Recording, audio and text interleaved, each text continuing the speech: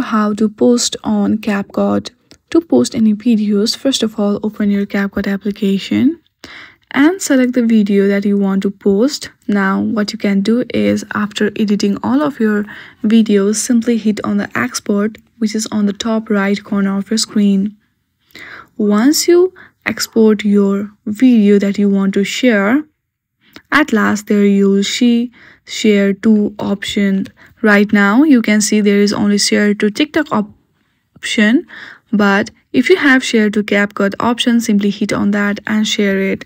If you don't have it, then simply go through the App Store and search for CapCut and make sure that your CapCut is up to date. If it is up to date and still your problem is there, then simply go to the settings, hit on the general, go through the iPhone storage and search for CapCut and do offload app, and then reinstall your application. Your issue will be solved. I hope you like this video. If you like this video, then please do not forget to like and subscribe to our channel. Thank you for watching.